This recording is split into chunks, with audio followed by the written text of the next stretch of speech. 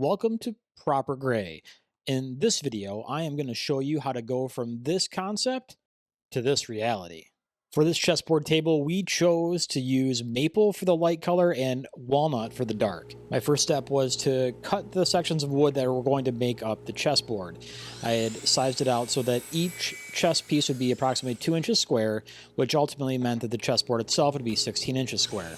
Each of these lengths was cut to 16 inches, and then I ripped each section of walnut and maple down to 2 inches wide. Once all 8 pieces of the maple and walnut were ripped, I then ran them through a planer in order to get them all to be the exact same thickness. My next step was to edge glue each piece of maple and walnut into an alternating pattern so that we create the first layer of the checkered effect. And as a special note of care and caution, always make sure that you're going to do a practice fitting of all of your pieces before you apply glue. If you notice here, even though I was being very careful to make sure that I had this done properly before I started gluing, I only have 7 boards there. And I glued initially with the 7, ultimately having to add the 8 later off video. But take care to make sure that all surfaces of the wood is covered in glue so that when the glue up happens, it has a secure connection. With these types of edge glue projects, I do like to keep a clamp on either side of the boards, as well as tightening from the opposite ends. This, I find, helps prevent warping. Then it's just a matter of wiping off the excess glue and allowing it to dry for 2 to 3 hours. Next up, we head back to the table saw where we want to rip the project the opposite direction, which will allow us to finish the checker pattern. The width of these cuts is exactly 2 inches in order to help keep our checker pieces to be perfectly square. And then it's back to clamping the now cut pieces, which we will alternate to give the checkerboard effect.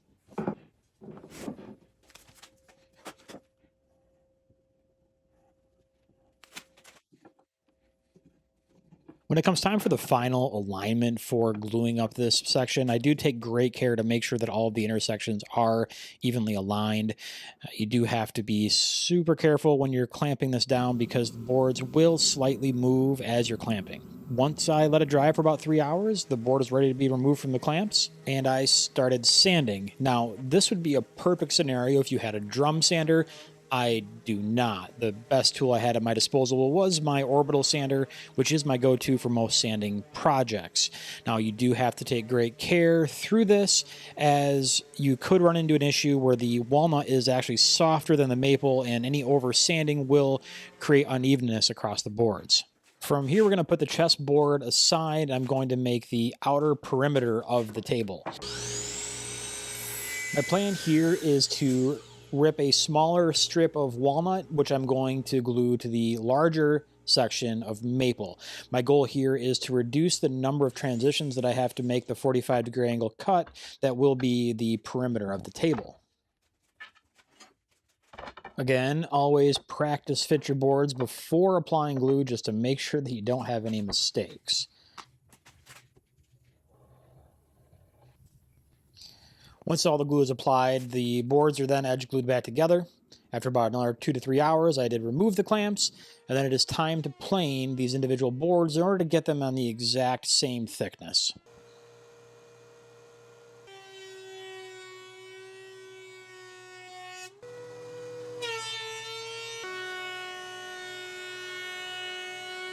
And then after the planing is done, it's time to cut the 45-degree miter on the outside boards. Now, we want the walnut to be to the inside of the table, and the inside of the cuts needs to be exactly 16 inches apart so that it'll evenly fit around the checkerboard. After I got these outer edge segments cut and fit to the checkerboard, they were edge glued again and clamped. I figured there's enough video of that content already to skip that step. Once that had been glued and dried, I then proceeded to do the outer edge of the table, which will provide its illusion of thickness. And then I glued this to be flush with the bottom side of the table. While I was waiting for this portion of the table to dry, I then proceeded to make the cross-member supports, which will ultimately be attached to the legs later in the project. I utilized my radial arm saw along with a dado blade to carve out this area of the mortising. 2 of the maple 1x4s were cut to be identical to each other, and I was able to lay them down so that they overlap and that the face of both boards will be flush with each other to provide even support for the legs. Now that the top portion of the table is complete, it's time to focus on the legs. I was able to source 2x4 maple from a local lumber store. Now, maple in this size is pretty spendy, but it is worth it to me in order to make it so that it matches the rest of the table. Here I'm marking the voids for which we are going to be cutting the mortise out of in order to do the same effect as we did with the underside of the table, but this time we're doing it with the legs.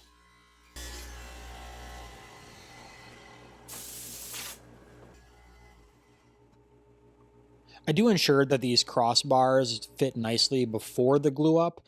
When it comes time to glue the legs together, I will do them as two separate pieces, and ultimately I join them together prior to gluing them to the table itself.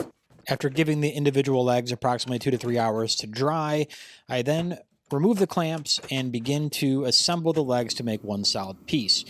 Using my cordless router and a 1/2 inch 1/4 ounce bit, I do trim each of the 4 corners for this table. My goal for this is to ensure that it'll slide smoothly over carpet once it's in its final home. I also take advantage of this time to do some rough sanding in order to get some of the edges smoothed out at the joints, because I know that I won't want to do this once it's attached to the top of the table. My plan for attaching the legs to the tabletop is through gluing and the use of dowel rods.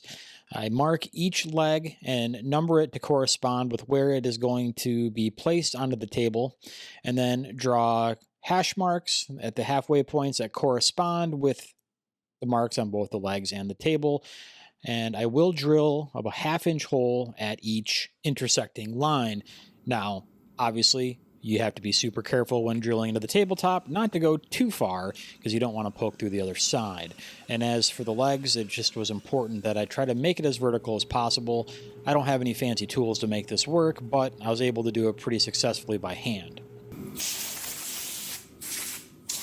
Utilizing a 1/2 inch dowel that's approximately 1 inch long with beveled edges, I then inserted the dowels into each corresponding hole in the tabletop, which had been pre-glued, and used a rubber mallet to drive them into place. Once the glue is prepped to the underside of the table, I then align each leg with its predetermined hole and use the rubber mallet along with a sacrificial piece of wood to drive each leg into its final resting place. And not shown for the rest of the process is the sanding that took place, which in all was probably close to 2 hours. I transitioned from 80 grit to 120 to 220, and then finally with a 400 grit sandpaper in order to get this nice smooth finish that we'd want. I utilized an interior water-based polyurethane with a satin finish and a foam brush in order to apply our poly onto the finished product. As with most any finishing project, I start with the underside of the table first, as that is often not going to be seen as much. My goal is to be able to turn that over to do the top last. In all, I did 5 coats of poly for this table. In between each coat, I did lightly sand it by hand with 400 grit sandpaper. And as exciting as it is to watch polyurethane go on, it's far less exciting to watch it dry, so you're only going to get to see the first coat. And then we are left with the finished product. This table was designed to fit exactly into this space so that we'd be able to utilize it for a place to eat at, play games, and work from. I hope you found this video to be useful, and if you used it for inspiration in your own project, I'd love to hear about it in the comments. I'll always be doing more projects and creating videos to go along with them. If you like what you saw here, please like and subscribe. We'll see you on the next one.